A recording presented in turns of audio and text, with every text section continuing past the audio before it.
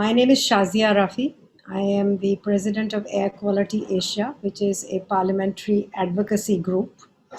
And I bring you good morning and greetings from Mannahatta, the land of the Lenape people, also known as New York. Honorable Dr. Tharoor, distinguished members of Parliament, President Observer Research Foundation, Honorable AQA board members, expert panelists, distinguished guests, ladies and gentlemen. We are witnessing an unprecedented time, a series of global challenges due to COVID-19 pandemic and the exacerbations of climate change. Over 2 million lives have already been lost. As tragic as the current outbreak is, there is another silent killer that continues to claim lives daily around the world: air pollution. According to the World Health Organization, air pollution kills 9 million people every year, more than AIDS, malaria, and tuberculosis combined. This figure, of course, keeps rising as the air gets more hazardous. There is also evidence that COVID-19 pandemic mortality is worsened by over 15% because of air pollution. Our lungs and our bodies are already stressed with the air pollution. Scientists are also suggesting that air pollution particles may be acting as vehicles for viral transmission. Today, I want to take you back a little and talk about how parliamentarians played an instrumental role in the global agreements on clean air. AirQualityAsia, a parliamentary advocacy group, works with key partners in Asia to implement that global framework that was agreed at the United Nations. The air pollution discussion started really about 6-7 years ago because air pollution began to be seen as an accelerator of climate change. The same carbon emissions that speed up global warming also make air quality worse. Air quality monitoring, however, allows policymakers a real-time progress measure. It's harder to measure climate change on a daily basis, but air pollution we can measure in real time. So it's the other side of the coin, but it also allows those who are trying to change things and see what progress they're making a way of measuring that. The right to clean air as a fundamental human right was proposed at the Inter-Parliamentary Union meeting November 2013 by the Parliamentary Working Group on Clean Air. This working group had members from Asia, Latin America, Africa, and Europe. Clean air language was negotiated by this group in the SDGs, the Sustainable Development Goals, which have a target of 2030 by September 15. And these very strong clean air targets were signed by all governments. 3 clean air SDGs, 3.9, 11.6, and 12.4 are specific, lay out the sources of air pollution, and the implementation to be undertaken by governments. UN agencies such as the WHO, the UN Environment Programme, Habitat, were assigned a monitoring role, as well as a technical assistance role. The World Bank, Asian Development Bank, other development agencies were given the role to help fund the implementation. However, the bulk of the responsibility falls on the governments themselves. Since 2016, AirQualityAsia has been working with high-level policymakers to implement these clean air sustainable development goals by helping governments across Asia to strengthen national environment and energy policies. As we speak, AQA and its partners are working for the inclusion of air pollution in a new resolution at the UN Environment Assembly to create a science policy panel on chemicals, waste, and pollution. Since 2020, AQA has added work on the 2 key process goals for transitioning to a clean air economy: how we generate the energy for our industry, for our homes, and how do we ensure clean, sustainable transportation.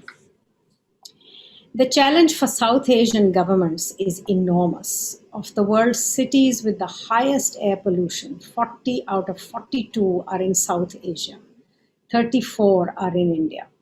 In addition to the majority of deaths from respiratory illnesses, asthma, COPD, air pollution also causes 36% of deaths from lung cancer, 34% of stroke deaths, 27% of deaths from heart disease.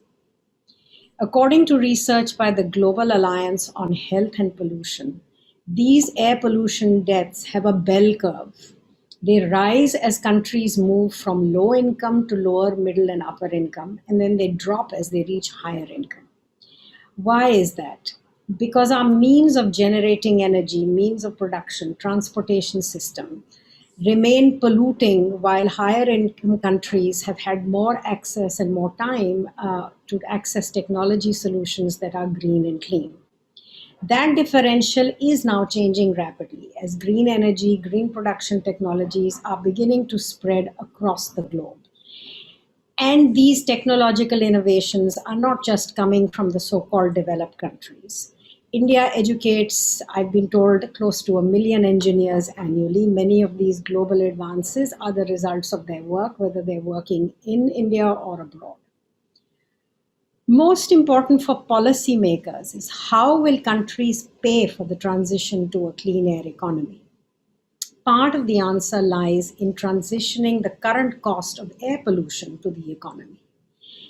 As you can see from the World Bank 2016 report, which is where we've got comparative figures, India's air pollution then had a 7.8% negative GDP impact. Later reports show a higher percentage, as high as 8.5%, as air pollution levels increased.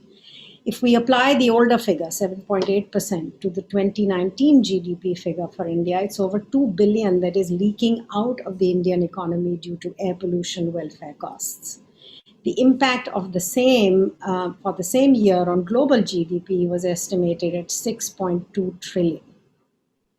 Using a multi-sectoral approach to transition to a clean air economy is necessary. You see here the framework developed by economists at the Deutsche Bank and the World Bank for Asian economies that were rapidly industrializing while still having to transition to clean and green economy.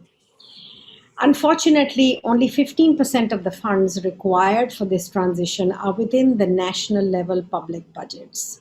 The private funding, capital markets must be encouraged, pushed to join the green growth goals that governments have signed on to. We know that with global air quality data, that air quality improvement policies work, and they also generate economic benefits. According to the IMF, every dollar in renewable energy or sustainable land use has a multiplier 2 to 7 times larger than fossil fuels.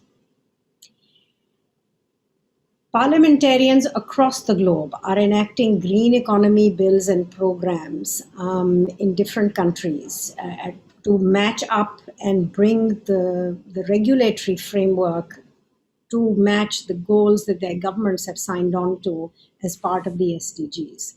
For example, the Philippines, a country where AQA is also working, is very highly impacted by climate change, has a slew of bills for a green economy.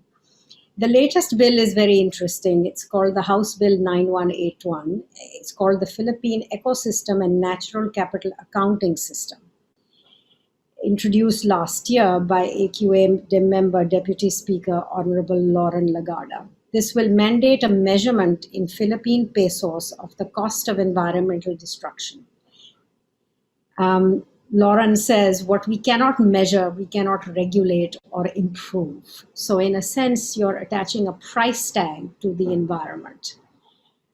We know nature restores itself if our destructive activity can be curtailed. Within weeks of the COVID-19 lockdown, air pollution had dropped dramatically across the globe. And in Delhi, blue skies had returned. From Jalandhar, you could see the Himachal peaks. But of course, we can't permanently shut down the economy. As you see, if policies are not changed, as soon as the economy revs up again, pollution returns. So we must use this COVID pause to build back better. We know from data from the past experience of California, from Europe, from Mexico, Chile, China, New York, that air quality improvement policies work. New York, for example, in the mid 70s, when I came as a 17-year-old student, the air was like chicken soup, and you could not see the tops of buildings. Today, it is well below the minimum for good quality air, and the sky is clean and breathing is easy. India too is on that path with the National Clean Air Plan. State and city governments are also following up with state level plans. But with monitoring, there must be targets, timelines, emission standards for power plants, industry, transport, and enforcement of regulations. We heard the Honorable Minister of Transportation yesterday, and we'll hear a panel of experts today. I would also underscore the importance of transition to zero emissions mobility to reduce urban air pollution. As one example, this is the clear visual of the soot going into our lungs depending on which Euro level fuel is currently allowed on the roads. Euro 6 or an electric vehicle would be an empty bottle. However, the goal is to expand public transportation systems that are effective, safe, and sustainable to reduce the number of private vehicles while providing mobility to citizens. Our cities must also expand dedicated bike lanes and bring back safe footpaths to become walkable again. Building more highways and byways isn't always necessarily the right way to transition to zero emissions transportation. Implementing a transition to a clean air economy in a democratic system like India with a growing economy is truly challenging. In addition to legislators' role on laws, regulations, budgets, fiscal policy, their most crucial role is as communicators to convince your constituents, your local industry magnates, your small business owners, and farmers of moving towards green methods. For the public that is joining us today, your choices as an individual in consumption, in production, and mobility are crucial for a healthy environment and an important contribution to the health of your people, your country, your region, and our planet. Air has no boundaries, either within nations or across nations. We at Air Quality Asia will continue to support all your work for everyone's right to clean air. Thank you very much. And I would now like to hand over to the moderator, Dr. Ghosh. Thank you, Ms. Rafi. I presume that was really a very succinct introduction to the entire discussion that is going to be held throughout the day, and it has really set the tone for the entire day, I presume. Good morning, everybody, and let me welcome you all to the session on financing the transition to the green economy. And it really needs no reiteration that the planet and life on it are at their tipping points, with the forces of global warming and climate change being the elephant in the room. And of course, when we talk about air pollution, urban air pollution as such, it's a very critical social cost. And Ms. Rafi essentially talked about some of the very, very important estimates and how they impede on the working of the entire economy as such. At times, in fact, 7.8% of the GDP is being lost, which the World Bank estimates state. Some other estimates, in fact, state that only in Delhi and Mumbai itself, the cost of air pollution, this is, I think, the IIT Bombay estimate of 2016, has been 0.71% of the GDP. So just two cities contributing to 0.71% or eroding out 0.71% of the GDP from the system. So the actions that are needed to combat the forces, this combined forces, on the one hand, in fact, the global warming and climate change, which is eroding on the well-being of the entire human system, as also, in fact, something that is imposing a cost on the human system in terms of the health costs, in terms of the number of morbid days, in terms of hospitalization, in terms of the labor days lost, in terms of the overall cost in the context of the losses to the GDP, are huge. So the actions needed are Herculean. Money needed is huge. And the key challenge that has emerged in this entire climate game is financing. And this is what we are calling the green money or the green finance. So to set the tone of this particular session on financing the transition to the green economy, I request Honorable MP Jayant Sinha, Chairperson, Standing Committee on Finance, to deliver the opening remarks so that we have the stage set for further deliberations during the panel. Over to you, sir.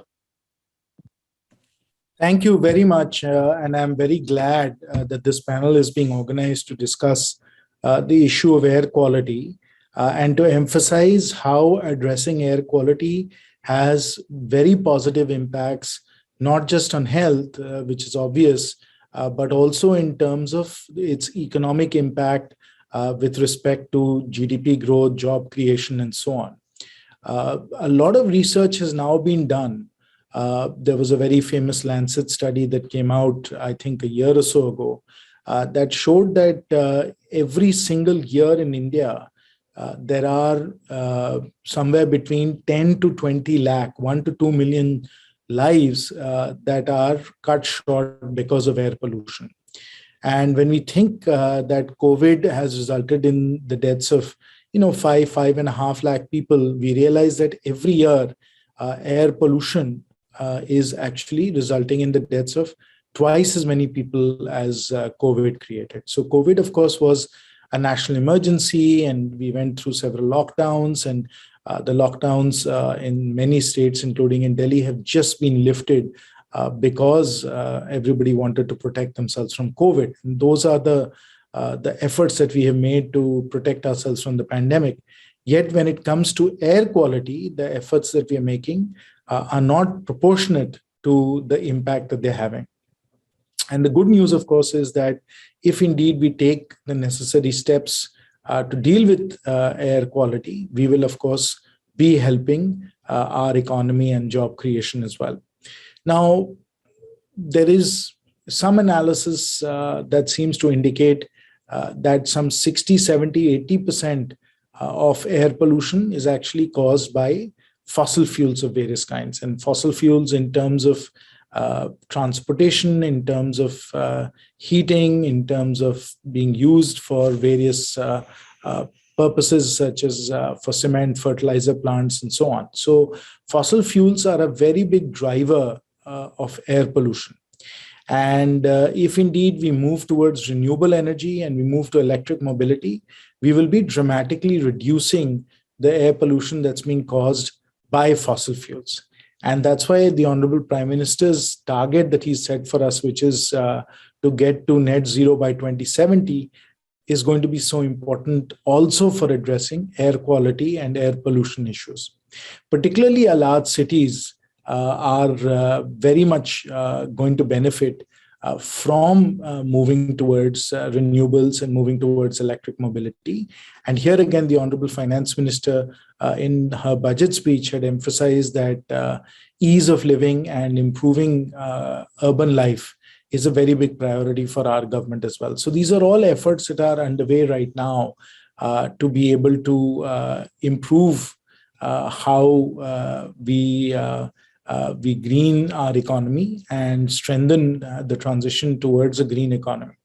Now, with all of that happening, it's very important to understand that the costs of moving towards renewables and the cost of moving towards electric mobility, as well as the use of green hydrogen and other fuel sources for industrial purposes, which are all going to reduce fossil fuel consumption and reduce air pollution, are also going to cost a lot of money. Now, once you make those investments, it's clear that will improve quality of life, it will improve air pollution and so on. But at the same time, it's going to cost us hundreds of billions of dollars, actually, to be able to decarbonize our economy, reduce the use of fossil fuels, and also reduce air pollution. So while it's clear that net zero is net positive, it's clear that we can reduce air pollution by reducing fossil fuels. It's also a very major challenge for us to invest the hundreds of billions of dollars that are required. Now, this is where green financing becomes crucial. And we have to start to figure out ways in which we can make those very substantial, very large investments in retiring many of our fossil plants, moving to renewable energy, setting up charging stations, creating a much more robust grid that can deal with renewable energy, completely turning over our stock of petrol and diesel vehicles to electric vehicles. All of those things require very large investments. And to that end, there are three aspects of that green financing that I want to highlight to you all. It's clear that moving towards a green economy, decarbonizing our economy is going to be very positive. But because hundreds of billions of dollars are required, we have to take some substantial steps in being able to raise that level of financing. So number one is that we have to have very major financial institutions commit that they will set up funds, that they will set up various different mechanisms by which these investments can happen. And here, major financial players like the National Investment and Infrastructure Fund, sovereign wealth funds like the Canadian sovereign wealth funds, the Australian sovereign wealth funds, all of them are emphasizing green investments. Now, they also have to raise substantial amounts of money to be able to do that. But until these financial institutions really go out and start to invest, we are not going to be able to make a difference. The good news is that is happening, but they are probably investing $5-10 billion a year. They're going to have to invest $50-100 billion a year, and they'll have to scale up their approaches. So that's one very major thing that needs to happen. The second thing that's very required at this stage is creating what is called a green taxonomy, which is we need to be able to identify which are those investments which are investments that are going to decarbonize our economy, that are going to reduce the use of fossil fuels. And we need to be able to know very, very clearly, how that happens and, how good these investments are going to be. So if somebody is investing in electric two-wheelers, to what extent is that going to decarbonize the economy, reduce fossil fuels, improve the quality of air? So we need a green taxonomy that lays out those investments that are actually going to result in decarbonization. So that's the second thing that needs to happen. Along with institutions that are going and investing in this area, we need a green taxonomy that needs to be developed to say, this is a good investment, a green investment, this is not a green investment. That taxonomy has to be developed and it has to be agreed upon. And then number three is disclosures. So if there are companies, if there are organizations, if there are buildings, if there are factories that are going through the process of decarbonization, we need to be sure that we are measuring their emissions properly, we are monitoring those emissions, and if investments go in, then we need to be able to say that emissions have decreased. So this level of monitoring, which has been a problem for us on the environmental side, has to be substantially strengthened. It has to be done by third-party auditors so that we can truly be sure that these decarbonization investments, in fact, are having the desired impact. So all three of these are very important steps. There are discussions going on right now in terms of disclosure and measurement by SEBI and RBI to see what can be done around the whole area of disclosure. There's a lot of work happening on green taxonomy, and as I said, many institutional investors are moving towards green investments. But until all of this comes together properly, it's not going to be possible to be able to dramatically reduce the use of fossil fuels. Now, government obviously has a very important role to play in each of these areas. We have to help in getting capital to these kinds of institutions, which the government has been doing with NIF. The green taxonomy has to be prepared, and there are different working groups in government that are doing that. And finally, as I said, disclosures, robust disclosures, accurate disclosures, that are done by third-party auditors. All of these are currently being explored by SEBI, by RBI, to see how we can strengthen the whole decarbonization process. Of course, all of this has been accelerated, has been boosted dramatically after the Honorable Prime Minister's announcement that we have to get to net zero by 2070. So that has been a big positive booster to all of these activities. But these are all the things that are going to be necessary in the next few years for us to reduce air pollution.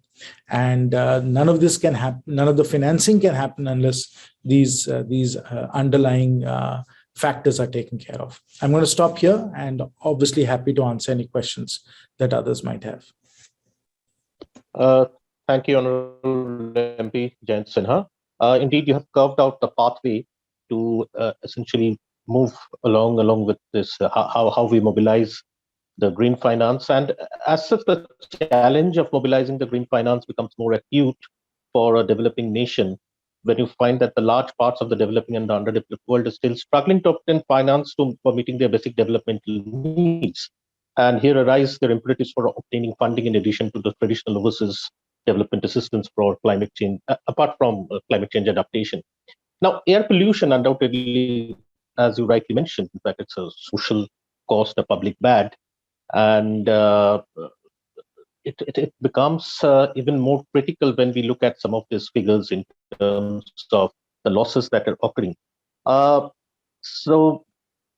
Lately, in fact, in one of the occasional papers published by the Observer Research Foundation, which developed a comprehensive SDG index, which was also found to be an indicator of business competitiveness at a subnational level.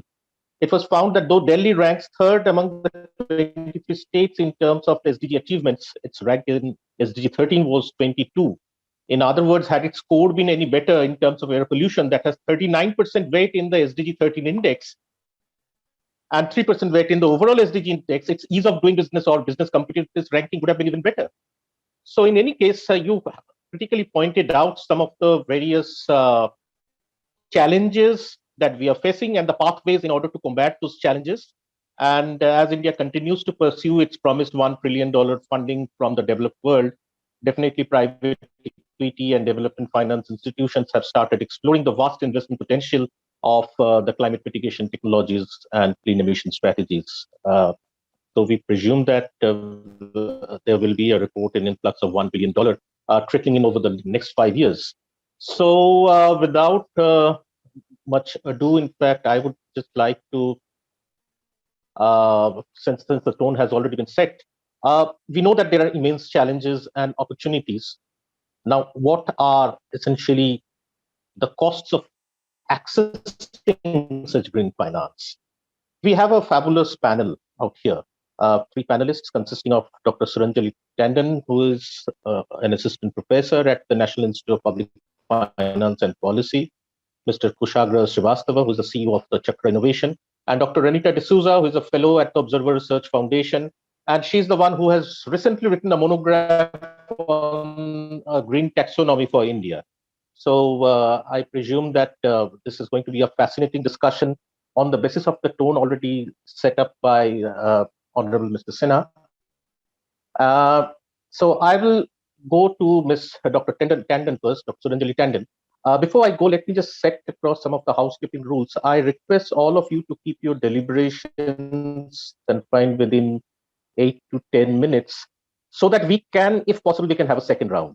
And when you're around 8 minutes, maybe, in fact, I'll indicate that.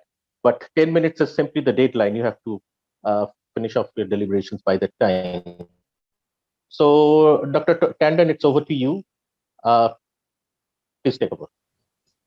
Thank you, Dr. Ghosh. I think Mrs. Sinha has sort of set the landscape of the transition pathway and the sources of finance. But I think it's nice to sort of begin at what this budget has done, because I think it's been a great signal of ushering in new sources of finance. I mean, we've talked about sovereign green bonds for quite some time, and it seems as if the time for the green bonds in India has come. Why it's important is because the private sector looks at the public sector to relay what the agenda is and where the finance is going to flow. Usually, public finance is looked at as the seed capital for change, and I think in that sense we've sort of relayed our interest in catalyzing finance in the green sort of space. I think the other thing which is important is that, Ms. Rafi had pointed out that mobility is an important sector. Now we know that emissions from transport are significant. And to do that in order to shift to EVs, there needs to be a full infrastructure development. So, we cannot say that, there should be just cars that should be EV. We should also have charging points. And of course, the cost to the consumer should be considered significantly. And I think this budget also spoke about that in great detail. In fact, also alluding to public transport, which I think the ecosystem for public transport involving electric mobility is absolutely essential for a country like India. So with that, I think the other point that was raised is that today there are already costs being incurred from the lack of good air quality. And these costs, it seems as if it's known, but who is bearing them? So there should be either a pricing mechanism which imposes a cost on people to make this more palpable. Because, I think we talk about the green transition, we talk about, the impact on climate, which is sort of long term, but air quality in a sense is here and now and it's happening today. And I guess if we price it today, it's a way of driving change and nudging in the green transition space.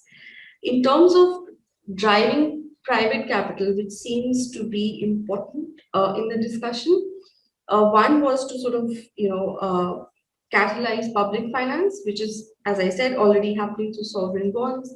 Also, we have institutions like the NIIF, which are investing in specific kinds of green infrastructure. I think the third element, which is important, is that corporates should be should be compelled to disclose better. And Mrs. Sinha has already mentioned this. I think there needs to be regulatory catch-up in terms of how corporates report, and also making that objective. So for a while, we've had ESG disclosures in India, and they sort of do not match up to their need to be objective, and how do rating agencies use them, how do investors use them. It's sort of opaque. I think we need a new disclosure system which is more transparent. With the recent BRSR, which sort of is more objective, has a greater scope, I believe the change will come. But I think it's sort of a calibrated approach, both from the public and the private finance end, which will bring about a better transition in India. So I would stop there with my comment. Thank you. Thank you, Suranjali. I presume that I can make out that we have enough bandwidth now in terms of time, given that you stopped almost within 5 minutes, so we can come back with some more questions. Well, already, in fact, questions are emerging in my mind, because given that Mr. Sinha already talked about some of the institutions and disclosure measures, as also, in fact, the green taxonomy, what types of instruments essentially should be catalyzing this kind of a flow of funds as far as India is concerned? We can come back to these questions, because in any case, we find a host of equity-based or insurance-based, date-based, like senior date or subordinated date, including as also equity financing, which are of course dominating, in fact, in the world over. So, but with that, let me come to Mr. Kushagra Srivastava. Mr. Srivastava, it's over to you for your first round of deliberations. Sure, thank you. So I'll just share my perspective. So before I do that, just to briefly introduce the organization that I represent. So we are a bunch of engineers, recent graduates from IIT, who started this company back in 2017. And we developed a patented technology to reduce emissions from diesel engines, and currently scaling that up, and recently closed our Series B of funding. So I'll just share my perspective on, as the Honorable Member of Parliament mentioned, that there are three critical things that you need to look at while addressing air pollution. I think a fourth very critical thing that we're kind of seeing happening in the country is the innovation at the ground level. So of course, to reduce air pollution or to improve air quality, there's a cost associated with it. But the other thing is that if you look at the nature of the air pollution, the various sources, what you will kind of find is that the emissions that are happening in India and in Indian cities, tier 1, tier 2 cities, the solutions have to be also localized to a certain extent. So just to share an example with you, so when we started working in the air pollution domain, we actually kind of find out that diesel generators which are used for power backup. So it was estimated that India has 90 to 100 gigawatt of installed capacity of DG sets in the last 15-17 years, which is a huge number. And their contributions were significant. I mean, Delhi NCR close to 28%, Chennai, I think 12%, Bangalore, they were the second highest contributor after commercial vehicles at almost 22% to the particulate matter emissions in the ambient air.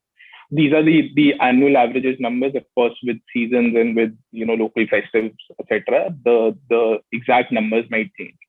So basically, the problem that we are looking at, the problem of air pollution, I'll just dissociate that from the problem of global warming and climate change for a bit. So because I believe that, while you're addressing global warming and while you're addressing air pollution, although from a long-term, like a 50-year vision, you can have same kind of solutions. But if you want to address the problem now, because air pollution is like a more immediate problem to kind of address, I believe the approaches can be different in the short term, and that is where I'm coming from. So if you look at the various sources of pollution across Indian cities, as I said, tier 1 and tier 2, what you'll also kind of realize is the policies and the solutions that you require will need to be localized to some extent, because the nature of the problem is very different when you compare it to Western countries, right?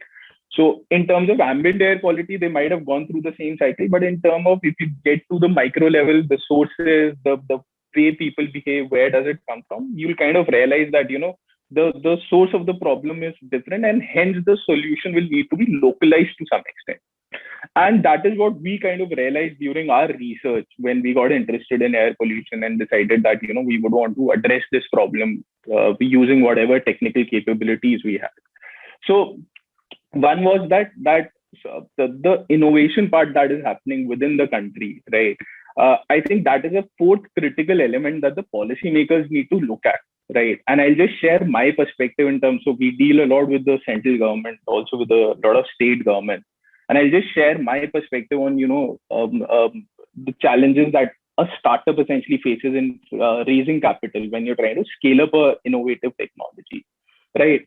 So the first challenge is that, the policymakers and the way the policy is being made, right? There seems to be little room to kind of accommodate for innovations that are happening within the country. So the policies are still very much driven in terms of, what has happened in the West and kind of, tweaking them a little and replicating them in India. But when you look at, the local innovations or the made in India innovations, the startup, the work startups are doing, we have found certain concerns in both at the center as well as the state level of incorporating those innovations and kind of tweaking policies such that those innovations can be scaled. And these innovations essentially, help reduce the cost enormously, because these solutions are, as I said, these solutions have been tweaked to kind of accommodate the on-ground challenges that are actually being experienced, right? So one is that, the policy making when it is happening, I believe there needs to be some platform, right, where genuine innovation, which has been proven, the proof of concept is there, maybe they have some kind of financing already available. A platform needs to be there where these innovations can be kind of pitched to the policymakers at the highest level. And when the policies are being drafted, these innovations are kind of taken into account while you're drafting those policies. Because as I said, the one is the impact side, and second is also the cost. These innovations do have the capability to reduce the cost to achieve the same kind of impact on the ground. And the other thing is that, even when you talk about financing, so we have raised capital from venture capital funds. We have raised, our Series B was actually led by a private equity fund. Again, very focused on sustainability, clean tech, the ESG framework. But what we have kind of realized in the country is that there's still a lot of lack of debt financing. So when you talk about debt and, we are profitable, so we are in a way eligible to kind of raise debt. But what you have seen is that and both public sector as well as the private sector banks, when it comes to giving any kind of debt financing to innovation, right, there's still a lot of hesitation. I mean, it took us around 1.5 years of after turning profitable to actually raise debt. And I mean, although the government is making all efforts and, really appreciative of that, but the point is that that debt actually came from HDFC Bank, right? So none of the public banks were actually willing to look at debt financing. Even though we were profitable, we had proven our innovation, we had traction coming in, we had, over 50 large corporations using our technology, but still the debt financing didn't happen. And the idea is that, the fundamental reason for why debt financing was not happening was that these banks were more keen on, financing technologies which were kind of proven, so solar, wind, etc. But in terms of taking up debt financing for innovation, there was a lot of hesitation coming in. So those would be my opening remarks. Conscious of the time that we have and looking forward to the second round of discussion. Thank you, Kushagra. I presume that two important takeaways are there from your introductory remarks. Especially, in fact, one is with respect to the differential impacts of the global common and the local common. So you're treating air pollution more as a local common, and you are emphasizing on local level innovations as also changes in the practices. And on the other hand, of course, climate change happens to be a global common bad in that sense. So that needs a more concerted global effort. So yes, that part is well taken. In terms of the date market, I'll just come back to you on that. So what essentially needs to be done in terms of the innovations, and why essentially there is so much of hesitancy on part of debt financing. But before that, I'd like to move to Dr. Renita D'Souza. Renita has recently written a monograph which has been published by the Observer Research Foundation on the green taxonomy, something that Honorable MP was just mentioning, green taxonomy in the Indian context. And this effort happens to be the first of its type.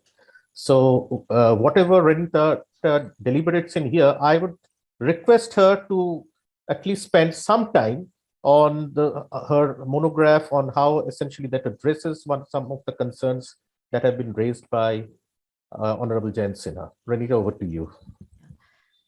Thank you, Dr. Ghosh. Greetings to everyone who has tuned into this discussion. I would like to thank the organizers for giving me this opportunity to be a part of this very timely and interesting panel discussion. It has been 4 months since Prime Minister Narendra Modi announced the net zero target to be achieved by 2070 at the COP26 summit last year, and other short-term plans for climate change mitigation. Since then, a significant focus has been placed on developing a roadmap for achieving the net zero plan.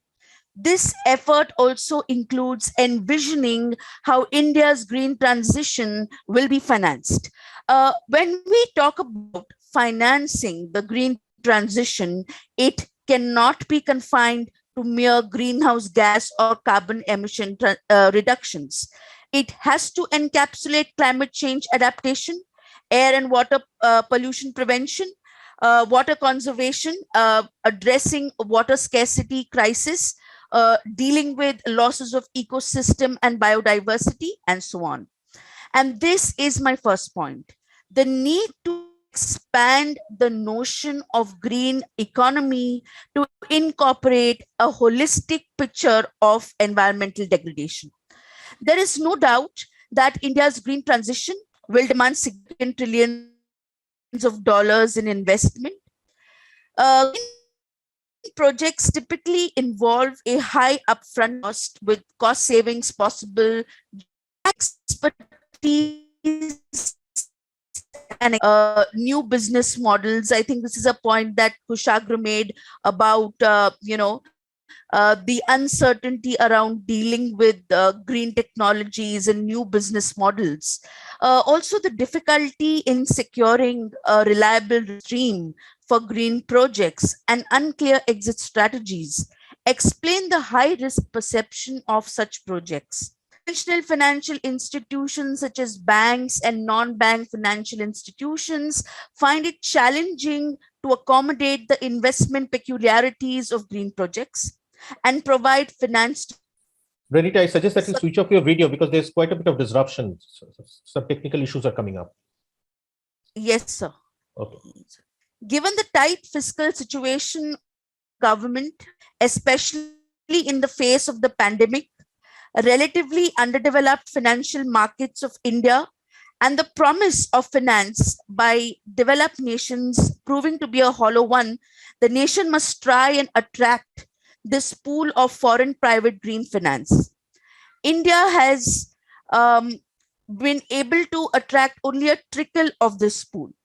One of the key reasons limiting the inflow of green finance is the high risk perception of India as an emerging economy. Now, this situation can be partially remedied by articulating a national green taxonomy, a point which was made by Honorable MP Mr. Jayant Sinha. I'd like to elaborate on some of the key advantages of articulating a green taxonomy and how such development of a green taxonomy can boost green finance in multiple ways. A green taxonomy standardizes the notion of green finance and establishes eligibility criteria for such finance. The development of a green taxonomy is likely to rule out plural definitions of green, minimize incidents of information asymmetry, and in turn, the risk of greenwashing. There are many investors keen on financing environmental protection and climate action while accruing simultaneously monetary returns. Investors and boost green finance. There are multiple ways in which a green taxonomy can boost green finance, reinforcing the need to develop such a framework. Importantly, it provides the much needed visibility to green sectors other than renewable energy and helps finance them. By delineating eligible economic activities, the taxonomy helps financial institutions understand the investment peculiarities of green projects and leverage financial innovation to deal with them. It facilitates financial institutions in designing new financial instruments and effectively use existing ones such as asset-backed securities and credit enhancement measures. Taxonomy provides direction to develop green financial markets and the green finance ecosystem. It also helps formulate an appropriate incentive structure to promote green finance. Financial institutions and businesses can refer to the taxonomy to manage their environmental footprint, while regulators can manage disclosures based on the taxonomy. Another point which our distinguished panelists have been making, the need for disclosures, and such disclosures can be aligned with the taxonomy. So the taxonomy can prove as a template which allows for standardization of disclosures. The government can use the taxonomy as a touchstone to assess the alignment of environmental outcomes with the net zero India. A taxonomy is essential because unless you define what is green and unless there are clear standards, the idea of green finance will be in the zone of uncertainty and ambiguity. To attract green finance, the system of measuring outcomes following from the utilization of such finance needs to be in place to ensure the investors that their money is used in the way they intended it. This system needs to have a robust mechanism that tracks green finance, and such tracking would be made possible with a standardized protocol of reporting and disclosures on the part of financial market participants, business enterprises, and other stakeholders in the realm of green finance. I'd like to delve a little bit on the problematic nature of the way in which risk is construed in the context of green finance. Nations or constituencies that are characterized by a greater climate risk are those that need the green finance the most. But the lower credit rating assigned to these nations or constituencies make it rather difficult for them to acquire the much needed finance. Environmental degradation or even climate change, as Dr. Ghosh already mentioned, is a common public bad. For the Paris goal to be achieved, the globe as a collective has to mitigate climate change. If the most capital-starved nations cannot access finance, the damages that follow will pull economic growth downwards in these economies and have an adverse impact on the availability and productivity of physical and human capital in these economies. As a result, the profitability of firms will be strained, and so will their liquidity, negatively affecting their rate of default. The consequent increase in bank leverage and decline in capital adequacy ratio will compel credit rationing on the parts of banks to only reinforce the vicious financial cycle that began with declining economic growth. This will lower the investment in green capital, impeding the transition to a green economy. This will cause a global defeat. And also, the motto of leaving no one behind will be rendered a hollow claim. Hence, there is a need to reconfigure the notion of risk in the context of green finance so that those who need it the most get it. When we talk about green transition, it falls within the realm of sustainability. While there have been efforts to mainstream sustainable economic growth, the conventional GDP growth continues to be a fundamental metric to measure progress. Just as there is a need to mainstream sustainable economic growth in the context of the real economy, there is a need to mainstream sustainable finance and green finance in the financial sector. This dualism inherent in trying to achieve conventional economic growth along with sustainable development and the existence of conventional versus sustainable or green finance is paradoxical. The scale has to tip in favor of sustainable development and sustainable or green finance. I would like to stop here. Thank you. Thank you, Renita. I think that was a nice exposition on how a green taxonomy can actually work in the Indian context.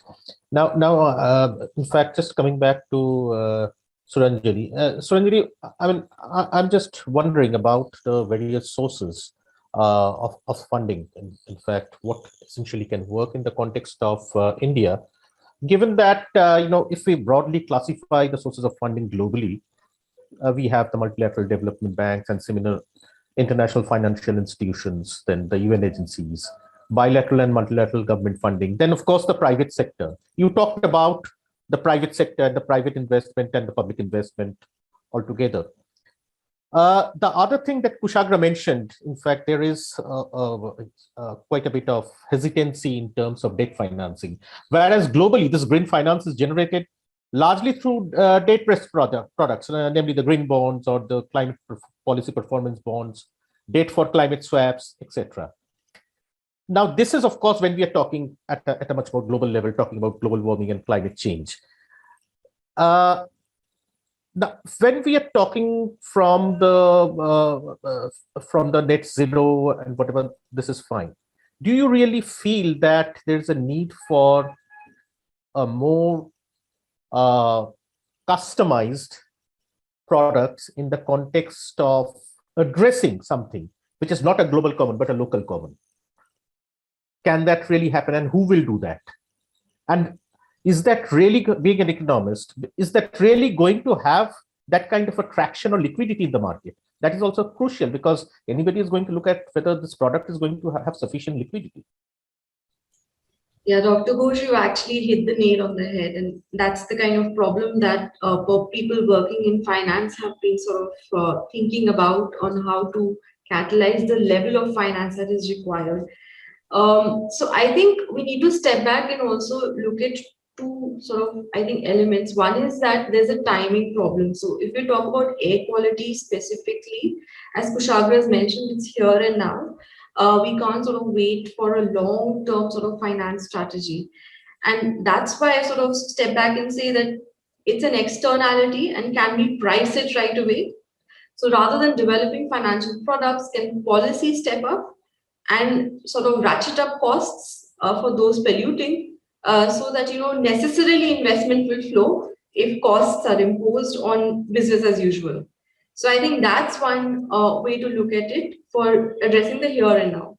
In terms of the long-term future, I think finance is not like a monolith. So when we talk about what kind of finance will go for what kind of activities, you can sort of create categories. And there is, as Janita has already worked on this and she's spoken about, is impact investing. So when, as Kushagra said, that there's local level problems that need to be addressed, and for that you need local capital.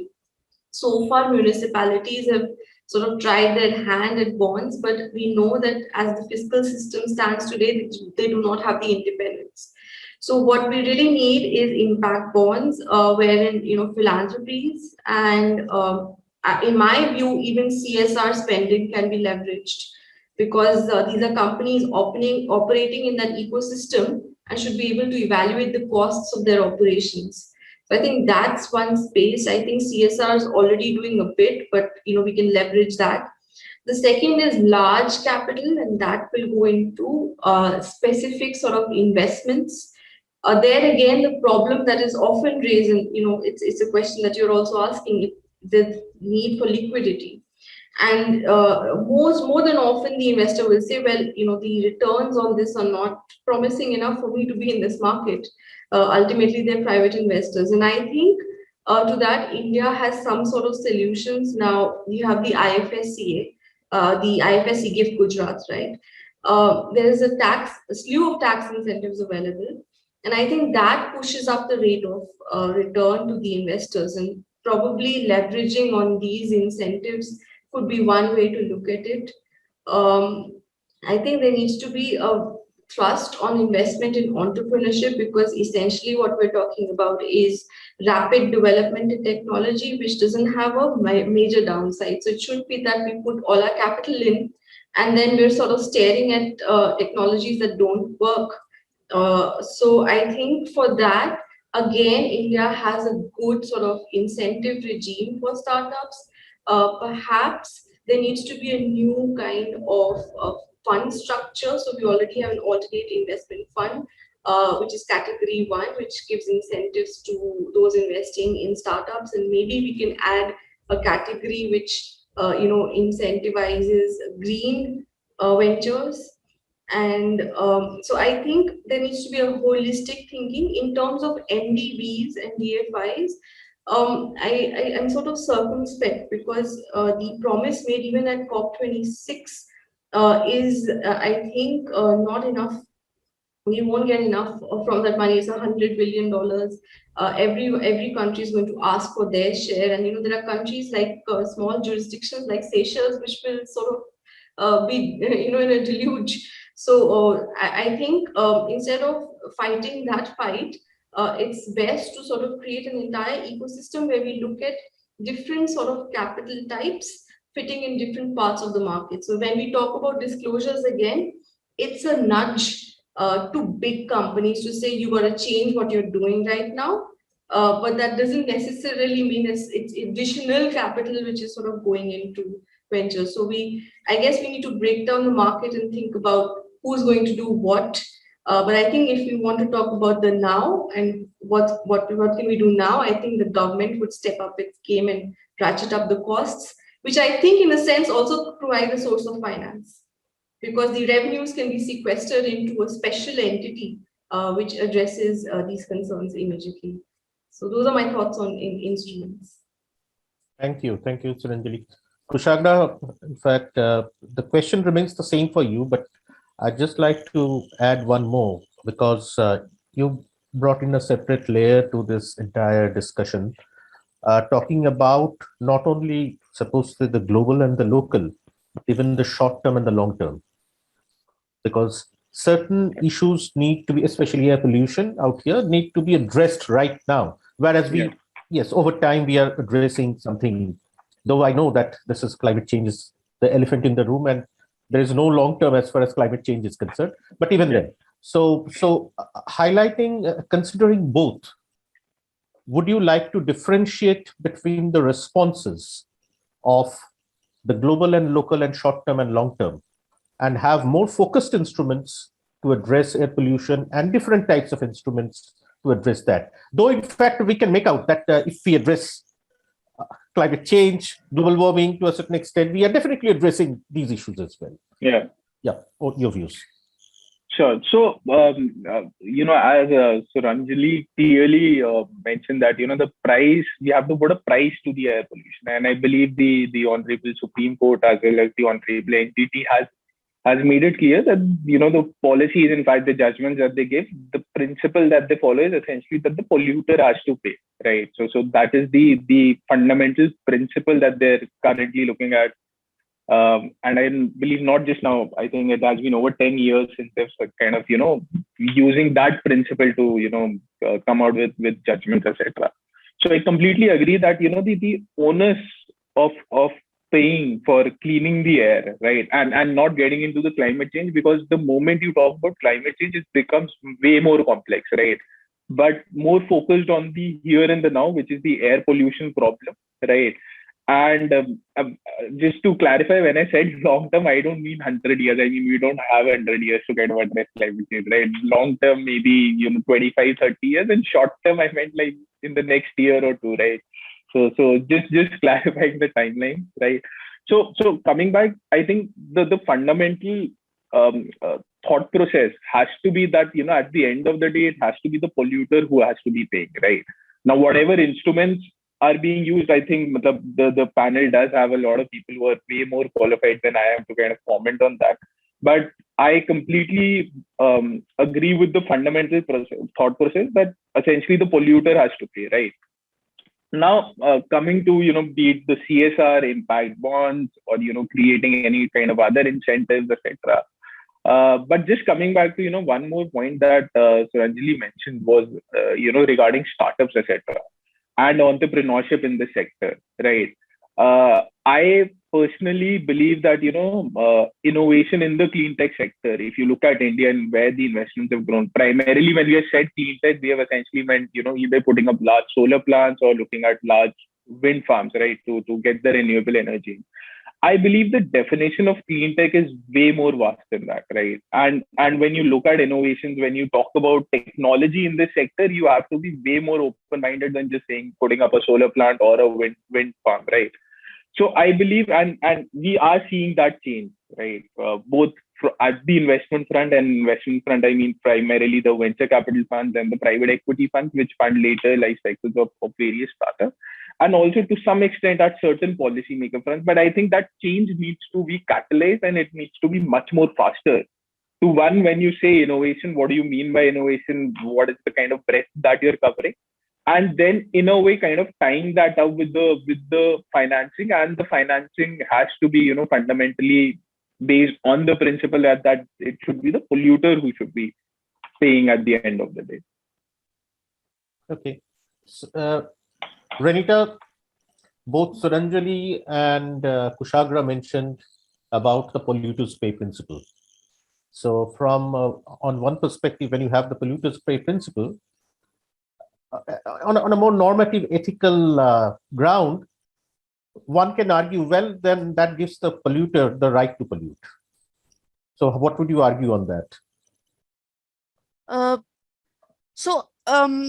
My idea of these financial instruments, as you mentioned, was that I really don't look at it from, I've not seen it from the perspective of the fact that the polluters, from the perspective of polluters pay principle, because it was because of the polluters pay principle that we nudge the developed nations to kind of extend financial assistance to developing countries. And if you look at what has happened there, that the developed nations have not really delivered on that promise.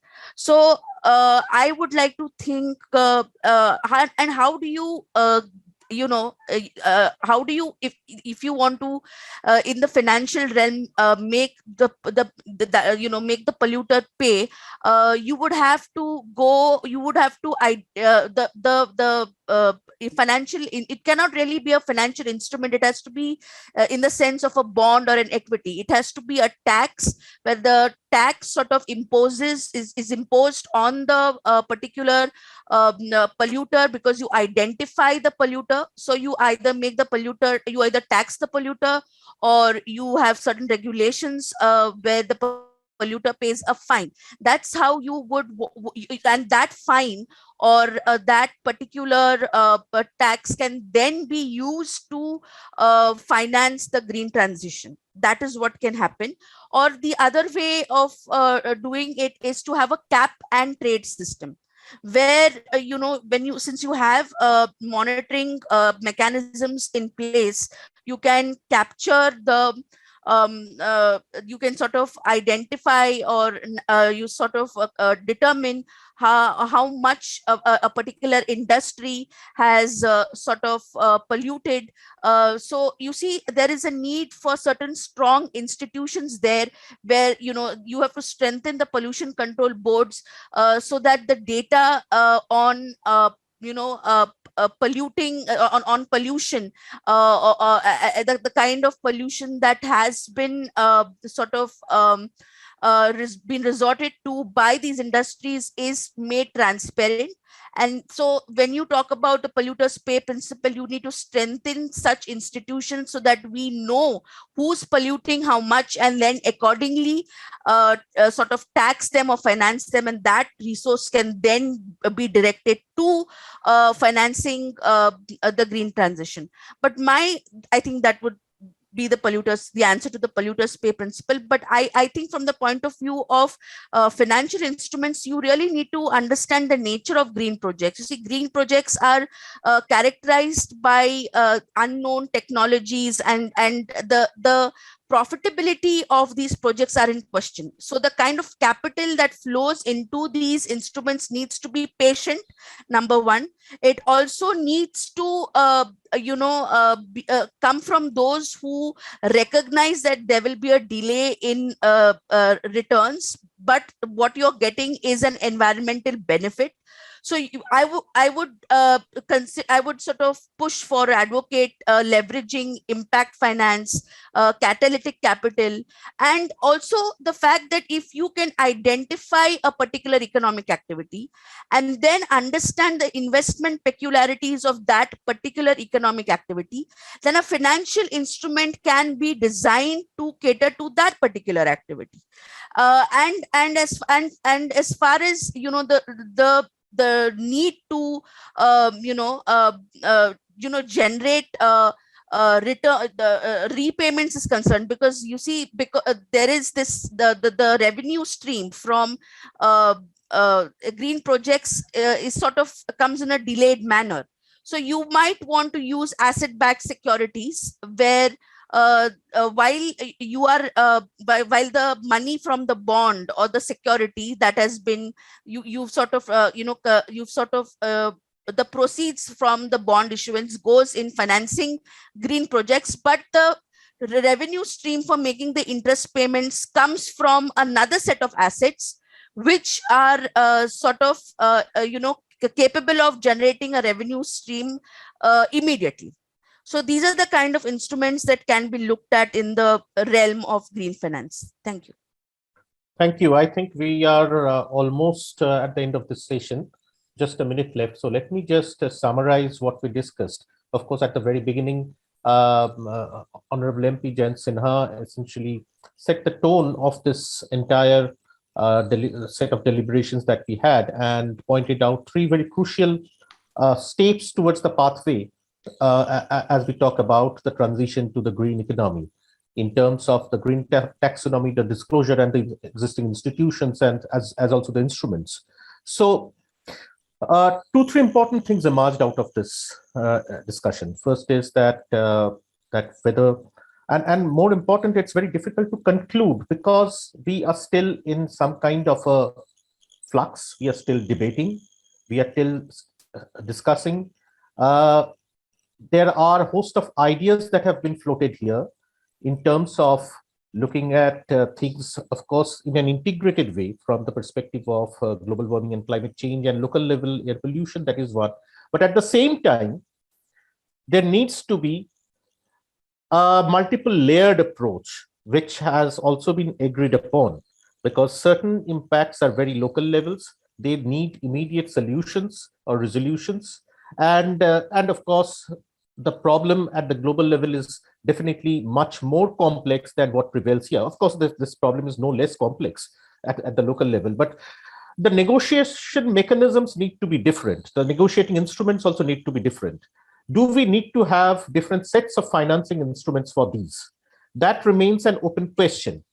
It is a fact that even today, as we sit in India in 2022, the levels of financial innovations are still not comparable in terms of the products, are still not comparable to those of the global levels.